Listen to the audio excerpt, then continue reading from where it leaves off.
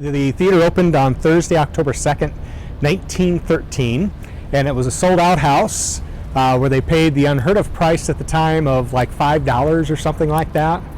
And they were treated to a performance of some music, some comedians, some dance, some comedy acts, and the place has been going strong ever since. The original theater is as it always has been. The old theater portion of the front of the Orpheum Theater Center that you see now.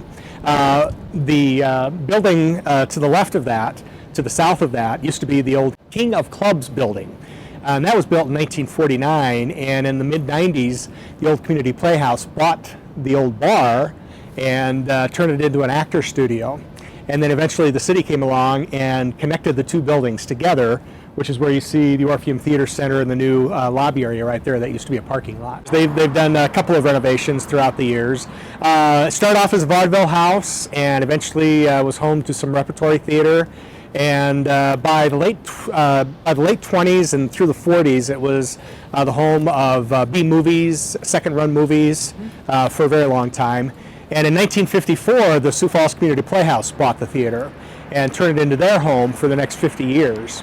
So when you think of the Orpheum's 100th anniversary, you really have to think of the old Sioux Falls Community Playhouse as being half of that time alone.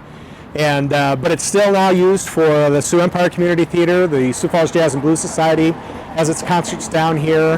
There are dance studios in town that use it for all of their performances.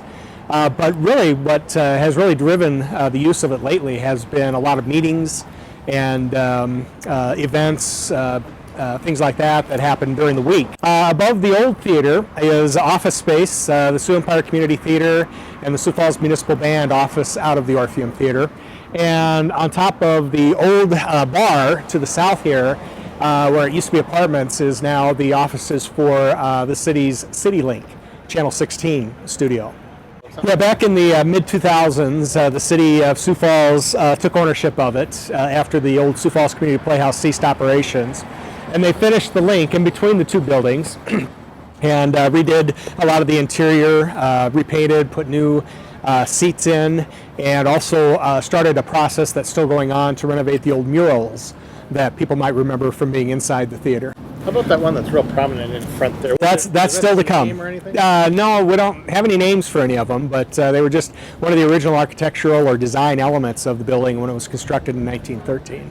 Love it. I mean, look at it. It's old school theater, and it's being used quite a bit for its purpose, which is to entertain and have a place for people to come and enjoy themselves. So.